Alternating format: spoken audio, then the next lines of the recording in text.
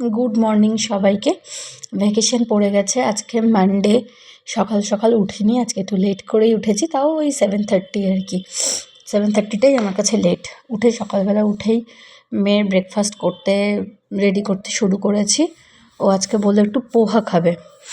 সেজন্য ওকে সমস্ত সবজি দিয়ে, পোহা না উপমা কী বলে, যেটা সুজি দিয়ে হয় সেটা, একটুখানি সবজি টবজি যেগুলো যেরকম শীতের সবজি হয় সেগুলো সব কেটে ধুয়ে নিলাম। এদিকে আমাদের চা বসিয়ে দিয়েছি, আর কড়াইতে অল্প একটুখানি সাদা তেল দিয়ে সব সবজিগুলো দিয়ে একটু পেঁয়াজ রসুন দিয়ে, আর সর্ষে ফোড়নও দেয় অনেকে, যাই হোক আমি আর দিইনি, অল্প একটু পেঁয়াজ কুচো দিয়ে সুজি দিয়ে করে দিয়েছি। আর এর এত ঠান্ডা লেগেছে, এ বেরোতেই পারছে না চাদর থেকে বাইরে, ওর নাকি এত শীত করছে।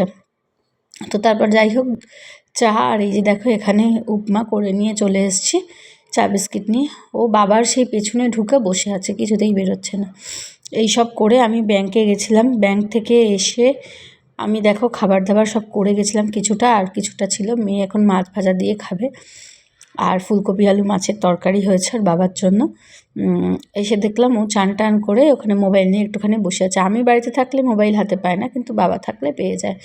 আর আমি খাচ্ছি সেই জুতে গেছিলাম, চাউমিন ছিল এইটুকু, আর সেটা কারণ কোনো জিনিস নষ্ট করলে আমার ভালো লাগে না, ওটাই খেলাম। ও এখনও উঠতে পারছে না, বিকালবেলা এখন 4টে বেজে গেছে অলমোস্ট। খাইয়ে দাইয়ে ঘুমিয়ে পড়েছিল তাড়াতাড়ি, কারণ আজকে হচ্ছে ওর একটা এক্সিবিশনে যাওয়ার আছে আর কি, যেখানে ও ক্যারাটে শেখে, সেই স্যারের একটা ক্রিসমাস কার্নিভাল এক্সিবিশন আছে, সেখানে যাব। দুজনেই রেডি হয়ে গেছি, ও রেডি হয়ে গেছে, ঘুম থেকে উঠে একটু তাড়াতাড়ি করে চকস টকস খেয়ে দেখো এসছি। জায়গাটা কি সুন্দর ডেকোরেশন করেছে, আমার ভীষণ ভালো লেগেছে, ভীষণ। তোমরাও দেখো এখানে কি সুন্দর করে সমস্ত কিছু অ্যারেঞ্জ করেছে স্কুলের ছোট ছোট বাচ্চারা এবং বড়রাও, সঙ্গে আরও টিচার্সরা সবাই মিলে একসাথে এটা করেছে। দেখো এখানে একটা এক্সিবিশন হল, কি সুন্দর হলটা করেছে।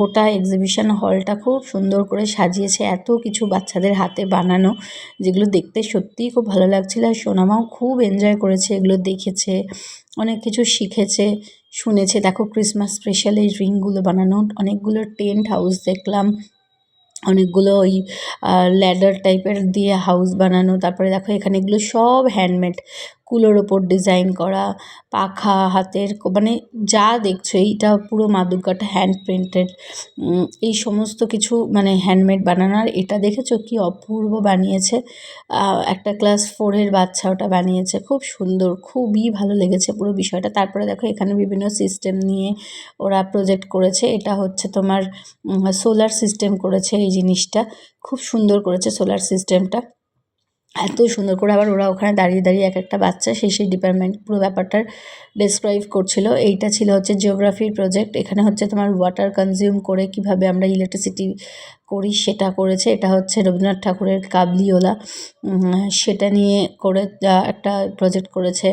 এটা হচ্ছে দ্য লাইফ সিটি, গাছ আমাদের কিভাবে সিটি বাঁচায়, এটা বায়োলজি প্রজেক্ট, বুঝতেই পারছো, পার্ট অফ বডি।